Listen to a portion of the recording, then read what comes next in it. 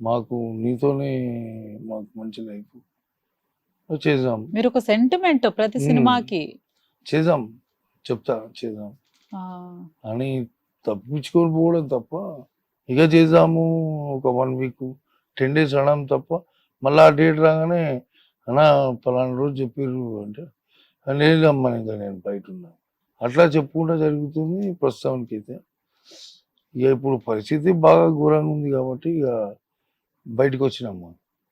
ఇక అందరూ అంటారు, మా భార్య కూడా చిరంజీవి గారిని ఒకసారి కలిస్తే అన్నయ్య మీకు 100% హెల్ప్ చేస్తాడు, అన్నయ్య ఓకే అంటే ఇంకా కిడ్నీలు వేసుకున్నట్టే అంటే సరే చూద్దాం ఇక భగవంతుందే ఎట్లా ఎదుగుంటే అట్లయితుంది, సరే ప్రయత్నం చేద్దాం అని ఆలోచన అంతే తప్ప ఇక వేరే డబ్బు గురించి ఆశించి ఏదో డబ్బులు వాళ్ళు తెస్తారు మనకి ఇంత కావాలి అనేది ఏం లేదమ్మా.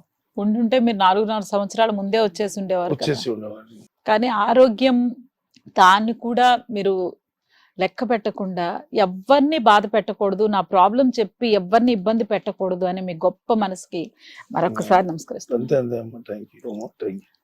కానీ ఆ గొప్ప మనసుకి మీకు ఇంకా గొప్ప జీవితం రావాలని అయితే నేను కోరుకుంటున్నాను. ఈ రోజు మీరు హిట్ టీవీకి వచ్చారు అంటే అసలు మిమ్మల్ని ఈ పరిస్థితిలో చూస్తానైతే నేను ఎప్పుడు అనుకోను కూడా.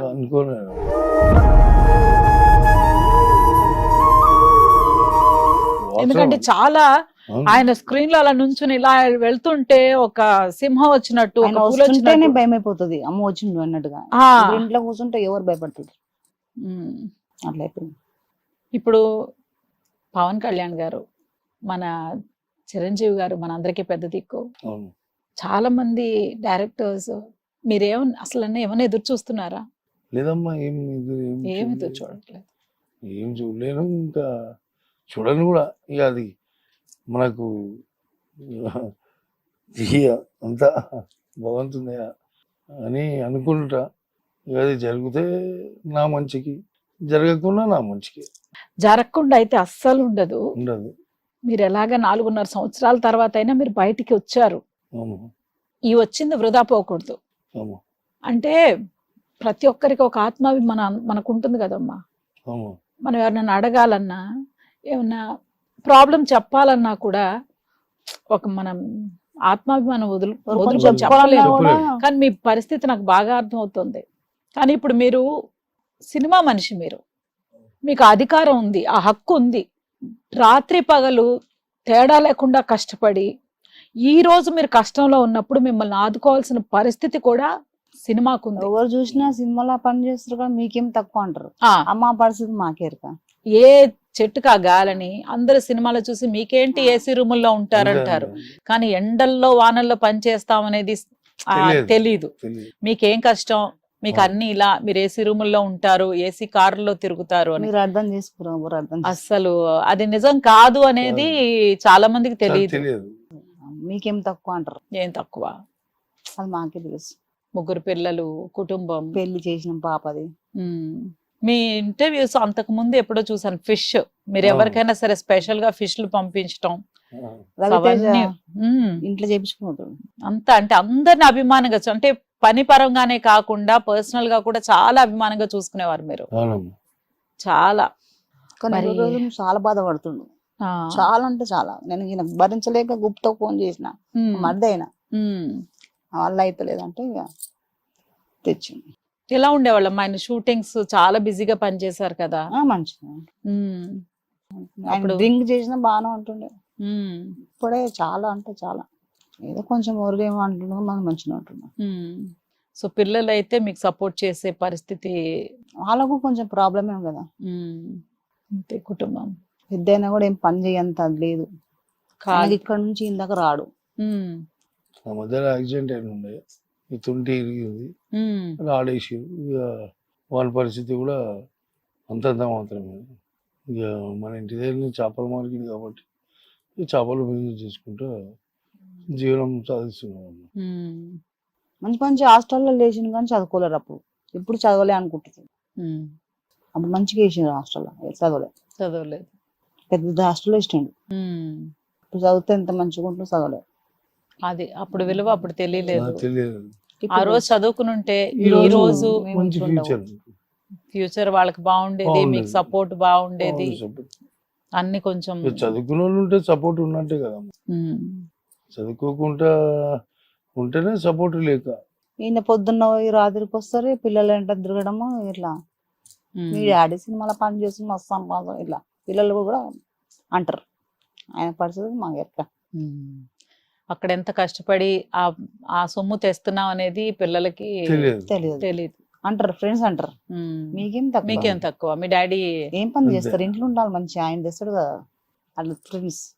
మనకి జీవితంలో మన పిల్లలకి మనం కోరుకోవాల్సింది ఏంటంటే మంచి స్నేహితులు దొరకాలి. అంతే.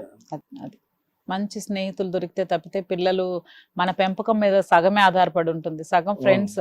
అంతే, ఫ్రెండ్స్ వల్లనే. సో ఈ రోజు వాళ్ళు ఇబ్బంది పడుతున్నారు, మీకు సపోర్ట్ లేకుండా పోయింది. నాకు ప్రాబ్లమే, ఆయనకు ప్రాబ్లమే.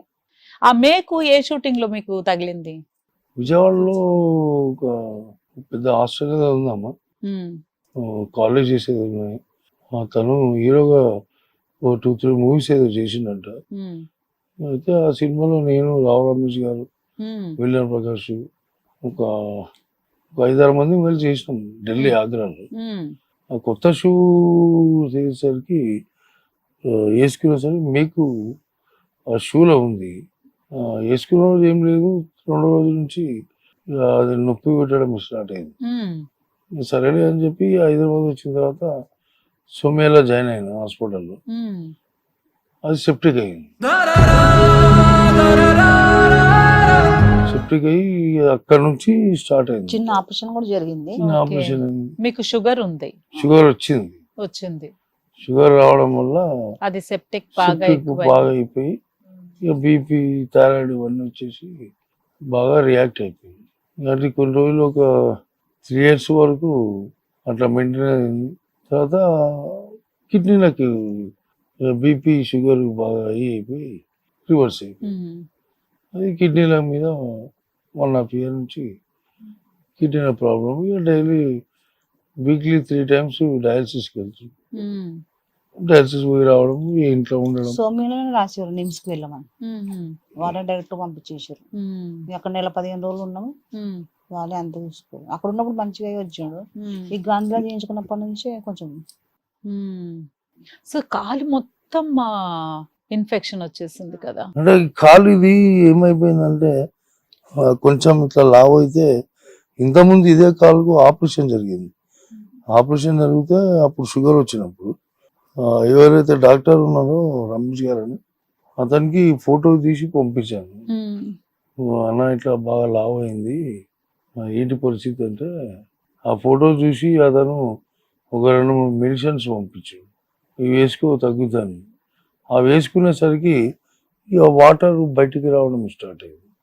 ఆ టాబ్లెట్ వాడడంతో మొత్తం వాటర్ అంతా బయటికి రావడం, అట్లా తగ్గి ఇట్లా అన్ని బయటికి రావడం, చర్మం అంతా ఇట్లా జరిగి మళ్ళీ స్కిన్ స్పెషల్ వెళ్ళిపోతే, లేదు నేను చేస్తాను చెప్పి ఆయన వేరే మెడిసిన్ యూజ్ చేస్తున్నాం.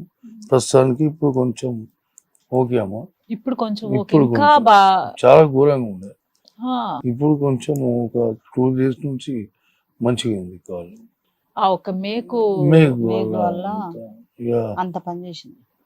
సినిమా తలసాని శ్రీనివాసరావు గారు అమ్మాయి ఏంటి అంకుల్కి ఇట్లా అయింది, పట్టించుకోరా అది ఇది అని చెప్పేసి వాళ్ళ అల్లుడు పాపం ఒత్తిడి చేసి 3 రోజుల నుంచి రమ్మని, హాస్పిటల్లో జాయిన్ కమ్మని, వాళ్ళ ఓన్ హాస్పిటల్స్ ఇక్కడ ఉందని బీచల్ దగ్గర ట్రీట్మెంట్ అంతా నేను చూసుకుంటా. నేను పక్కల మనిషిని పెట్టుకొని నువ్వు బయట ఎందుకు తిరుగుతున్నావు, మేము లేమా అని చెప్పేసి సినాన్న కొడుకు సాయి, XMP వీళ్ళందరూ రే బాబాయ్ నువ్వు రావాలి అని. ఇక 3 రోజుల నుంచి రేపు ఈరోజు ఇక బయలుదేరదామని అనుకునేసరికి ఇక మనది ఉంది కదా, ఈ జోరు చూసుకొని వెళ్ళిపోదాము. ఇక మళ్ళీ పోయినామంటే మళ్ళా ఎప్పుడు రిలాక్స్ అవుతామో తెలియదు. అని చెప్పి ఇక్కడికి రావడం జరిగిందమ్మ. చూసారా, మీరు చేసిన మంచి పనులు ఎక్కడికి పోవు. వాళ్ళు అంతే. మీ మీ విషయం ఇంత తెలియగానే వచ్చారు, అవును. మీ గురించి తెలియగానే ఈ రోజు మిమ్మల్ని కలిసి మాట్లాడే ఒక ఇది నాకు అవకాశం వచ్చింది. అవునమ్మా. అసలు చెప్తారు కదా, అంటే మన ఇంటి ప్రాబ్లమ్స్ ఎవరికి చెప్పొద్దు. అవును. మనం ఎట్లా ఉంటున్నాము, ఇంట్లో 4 గోళ్ల మధ్య అనేది మన జీవితం. కానీ ఏదన్నా హెల్త్ ఇష్యూస్, రోగం ఏదైనా ఉంటేనంట దాన్ని 10 మందికి చెప్పాలంట. ఎందుకంటే ఒక్కొక్కళ్ళు ఒక ఐడియా ఇస్తారు, ఈ మందు వేసుకోనో, ఇక్కడికి వెళ్ళానో, అక్కడికి వెళ్ళాను. కానీ అది మీరు చేసుంటే మీరు ఈ పాటికి కరెక్ట్ ఎంతో ఆరోగ్యంగా ఉండేవాడిని. ఉండేవారు కదా. అయినా పర్లేదు, ఇప్పటికన్నా మీరు మనసుని చక్కగా చేసుకుని బయటకు వచ్చారు. ఇంకా మీకు ఎలాంటి అడ్డంకులు ఉండవు, థ్యాంక్ యూ. ఎలాంటి అడ్డంకులు ఉండవు. మీకు పరిపూర్ణమైన ఆరోగ్యం తప్పకుండా వస్తుంది, రావాలని మేము అందరం ఆ భగవంతుని ప్రార్థిస్తున్నాం. థ్యాంక్ యూ అమ్మా. థ్యాంక్ ఎందుకంటే మీలాంటి మంచి వాళ్ళు యూ. ఎంతో మందికి సేవ చేశారు. కల్మషం లేని మీ మనసు. అమ్మా. మనం ఆది చేసి 22 సంవత్సరాలు 22 అయింది సంవత్సరాలు 2022. అంతే. మీరు అలాగే ఆరోగ్యం వలన కొంచెం కానీ మనిషి మాట, అవును. కానీ ఆ చిరునవ్వు అవును. చిరునవ్వు మిస్ అయింది.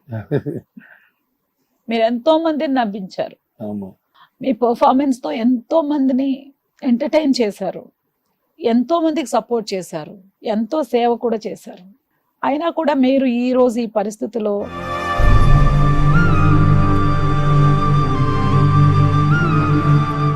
ఇలా ఒక ఆర్టిస్ట్ గా మనం రోజు కలవకపోవచ్చు, మాట్లాడుకోకపోవచ్చు, కలిసి పని చేయకపోవచ్చు, కానీ మన కుటుంబంలో ఒక్కరిలా ఉన్నారు అంటే అంతే. అది అదే ముఖ్యం కదమ్మా. ఇక సినిమా ఇండస్ట్రీ అంటే మన కుటుంబం సభ్యులమే అందరం. ఎవరికి ఏమైనా కూడా మన అనుకుంటాం కాబట్టి మన కుటుంబం.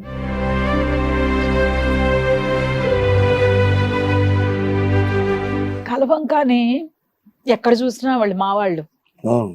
మా వాళ్ళు అంతే.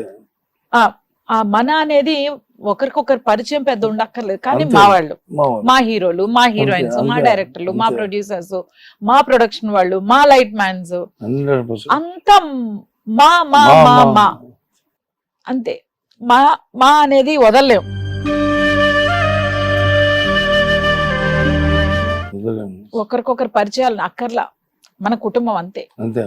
కానీ ఆ కుటుంబంలో ఒక మనిషి ఈరోజు ఈ పరిస్థితిలో ఉండడం అనేది మా అందరి దురదృష్టం. మీరు స్క్రీన్ పైన కనిపించకపోవడం అనేది ఆడియన్స్ వాళ్ళు చాలా మిస్ అవుతారు. చాలా అమ్మా, చాలా. వాళ్ళందరి ఆశీర్వాదంతో మళ్ళా స్క్రీన్ మీదకి వస్తాను, వాళ్ళ ఆశీస్సులు నాకు ఉంటాయి అని నమ్ముతున్నా. మీ అందరూ ఇంకా నాకేం భయం లేదు. ఆ భగవంతుడు ఉన్నాడు, వస్తా. తప్పకుండా రావాలి మీరు. తప్పకుండా. మళ్ళీ అసలు అలా స్క్రీన్ పైన ఒక వెలుగు వెలగాలి. వెలుగుతామా, కంపల్సరీ వెలుగుతాం. అదైతే నేను తప్పకుండా కోరుకుంటున్నాను. తప్పకుండా.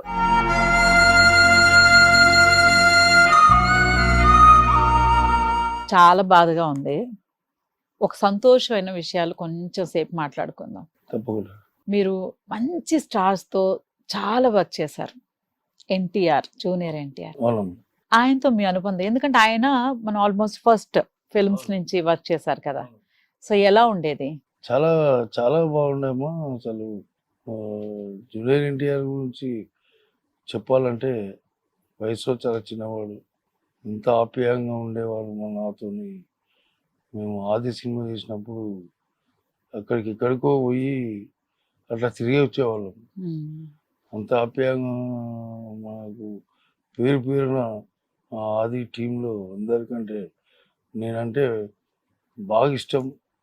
హరికృష్ణ గారికి మరే ఫిష్ అని హరికృష్ణ గారు కారులో వెళ్తూ కూడా పిలిచేవారు. అప్పుడు నేను విజయనగర కాలనీలో ఉండేవాడిని. అప్పుడు హరికృష్ణ బాబు కూడా విజయనగర కాలనీలో ఉండేది. ఎంత ఆప్యాయంగా పిలిచేవారు. అట్లనే సేమ్ హరికృష్ణ గారు ఎంతనో, హరికృష్ణకు ఎన్టీ రామారావు ఎంతనో, సేమ్ జూనియర్ ఎన్టీఆర్ కూడా సేమ్ అంతే అమ్మా. అంత ఆప్యాయంగా ఉండేవారు. అవును, నేను 2 సినిమాలు చేశాను, ఆది, అల్లరి రాముడు. రెండిట్లోనూ చిన్నప్పుడు బాబుకి మదర్ గా చేశాను. అప్పుడు ఆహా. సో ఎక్కడ కనిపించినా అన్నపూర్ణ స్టూడియోలో కానీ ఎక్కడ కనిపించినా మాట్లాడతారు. అబ్బో బాగా ఎక్కడ కనిపించినా అమ్మ ఎలా ఉన్నారు. అవును.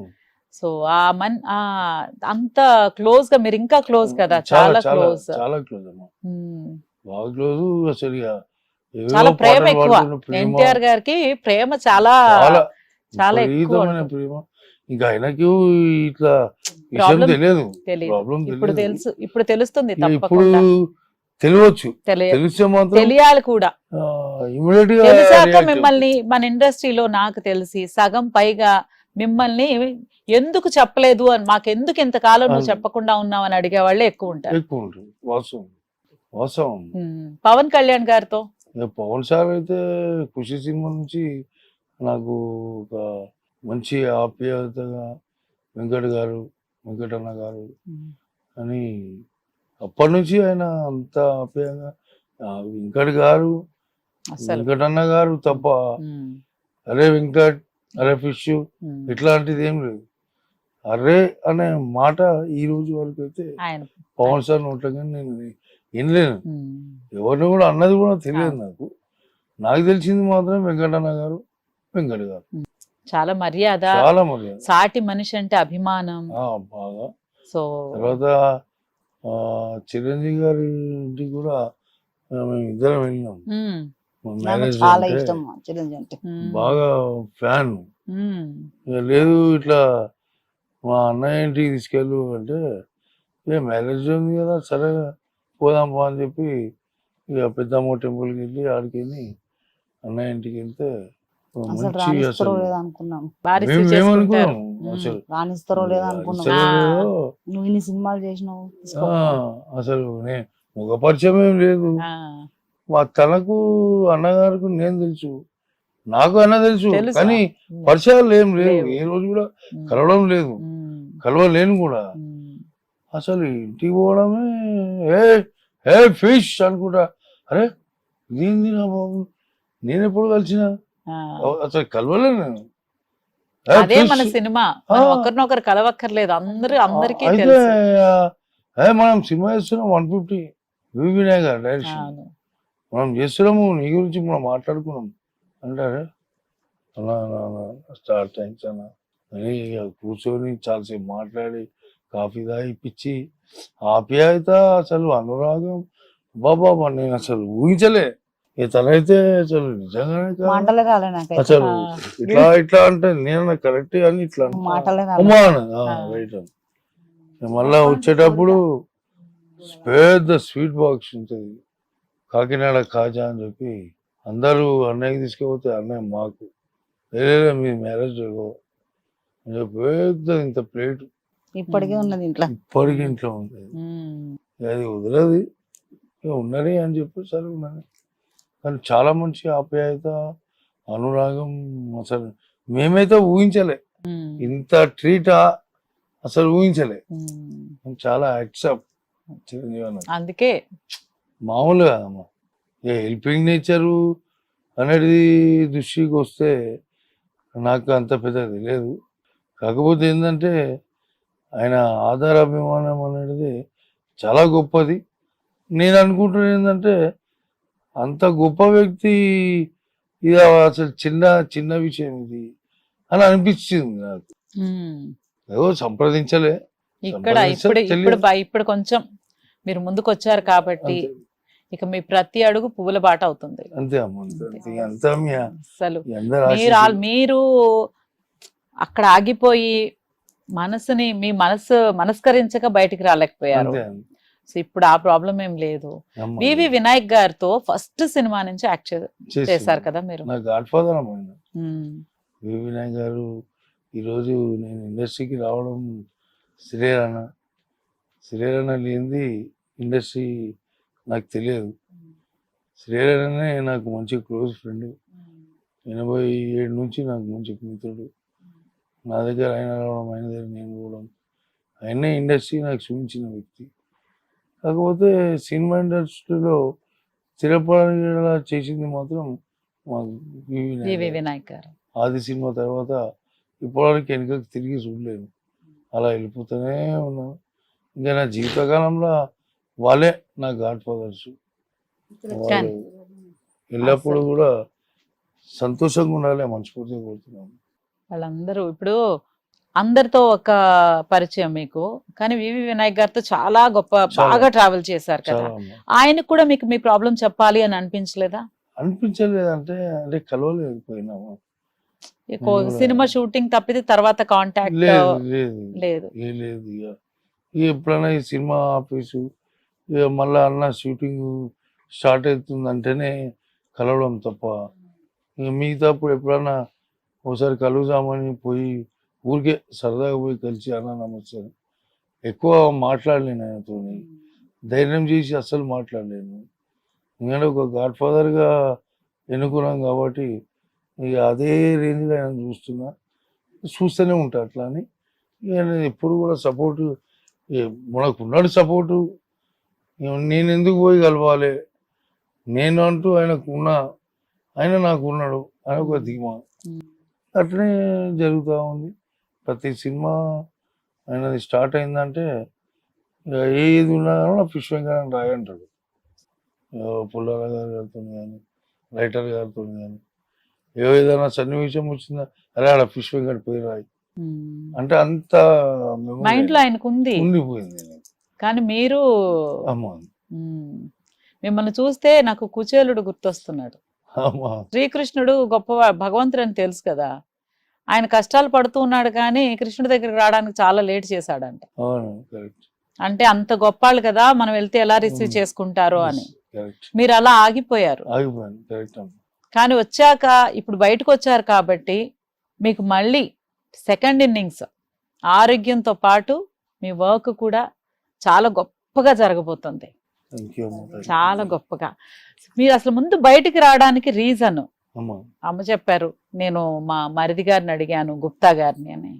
ఆయనతో మాట్లాడదాం వచ్చారు కదా, ఒక్కసారి మాట్లాడు. వచ్చినాము గుప్తాని మంచి మిత్రుడు. హిట్ టీవీ యాప్, ఇందులో short news, live news, entertainment shows, movies, digital magazines తో పాటు మీ జిల్లా వార్తలను కూడా ఫ్రీగా చూడొచ్చు. ఇంకెందుకు ఆలస్యం, వెంటనే హిట్ టీవీ యాప్ ని డౌన్లోడ్ చేసుకుని ఫ్రీగా ఎంటర్టైన్మెంట్ పొందండి. Hit TV app, hit TV app, please download hit TV app. Hit TV app ని ఫ్రీగా డౌన్లోడ్ చేసుకొని ఎంజాయ్ చేయండి. మీకు నచ్చిన ఎంటర్టైన్మెంట్ కోసం హిట్ టీవీ యాప్ ని ఫ్రీగా డౌన్లోడ్ చేసుకుని ఎంజాయ్ చేయండి. హిట్ టీవీ యాప్ ని డౌన్లోడ్ చేసుకుని ఆస్వాదించండి, ఆశీర్వదించండి. ఇంతమంది సెలబ్రిటీలు హిట్ టీవీ యాప్ ని డౌన్లోడ్ చేసుకోండి అని చెప్తున్నారంటే ఎంత మంచి యాప్ ఆలోచించండి. అమెరికా అమెరికా అమెరికా అమెరికాలో చదవాలనుకునే వాళ్ళకి విశ్వసనీయమైన పేరు మన శౌర్య కన్సల్టెన్సీ. UK లో 1 year masters, UK లో 1 year masters, 2 years work permit up to 5 years visa. Contact Saurya Consultancy. Contact 89851 89851.